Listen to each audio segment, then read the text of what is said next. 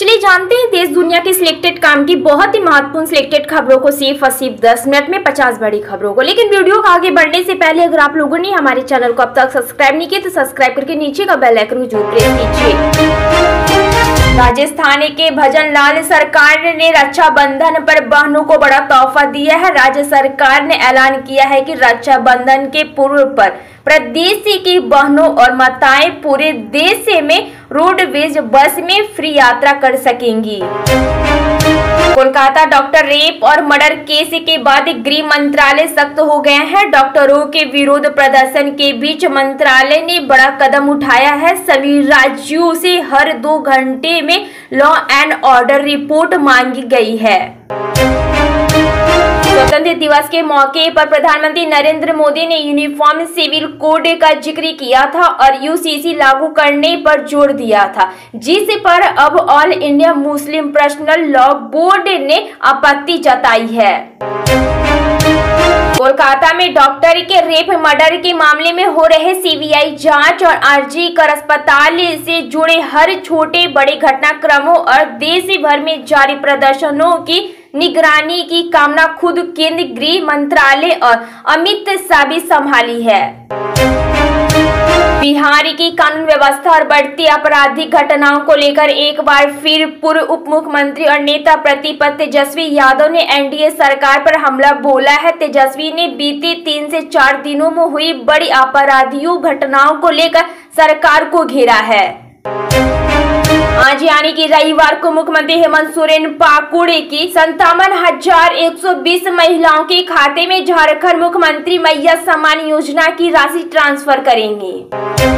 केंद्र की विभिन्न महिलाओं में संयुक्त सचिव, निदेशकों और उप सचिवों के प्रमुख पदों पर जल्द ही 45 विशेष नियुक्त किए जाएंगे। यह नियुक्ति पहले यूपीएससी के तहत होती थी, लेकिन इस बार इस पदों को अनुबंध के आधार पर लेटरल एंट्री के माध्यम से भरा जाना है।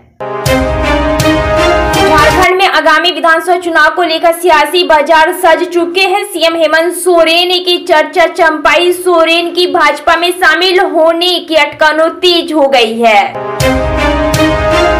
मध्य प्रदेश के लोगों के लिए बारिश को लेकर राहत भरी खबर आई है। मौसम विभाग की माने तो प्रदेश में अभी कहीं भी भारी बारिश होने की संकेत नहीं। हालांकि कुछ स्थानों पर मध्य बारिश हो सकती है, जबकि कई स्थानों पर बूंदाबांदी होने की भी संभावना है। शिवसेना यूपी सांसद संजय राउत ने यह दावा किया है कि महिलाओं की मुख्यमंत्री मांझी लड़की बहना योजना महाराष्ट्र की महायुक्त सरकारी टर्निंग पॉइंट नहीं बल्कि यू टर्न साबित होगा। यूपी के डिप्टी सीएम केशव प्रसाद मौर्य ने 69,000 शिक्षक भर्ती में इलाहाबाद हाई कोर्ट के लखनऊ बेंच के फैसले का स्वागत किया। हाई कोर्ट के फैसले पर केशव प्रसाद मौर्य ने कहा है कि सरकार फैसले की समीक्षा करेगी और अभ्यर्थियों को न्याय दिलाएगी।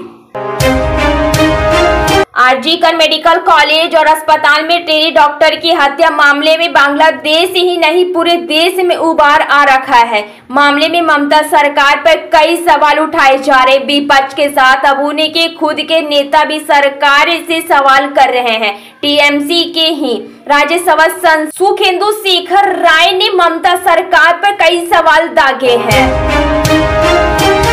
राज्यपाल के फैसले के बाद से ही बीजेपी और कांग्रेस के बीच सियासी जंग छिड़ गई है। आरोप है कि सीएम सिद्धार्थ मौर्य ने अपनी पत्नी पार्वती को मैसूर के 5 इलाकों में फर्जी दस्तावेज बनाकर जमीन दिलाकर अपने पद का दुरुपयोग किया है। वहीं मुख्यमंत्री ने लगे इन सभी आरोपों का खंडन किया है और कानून रूप से लड़ने की बात कही है।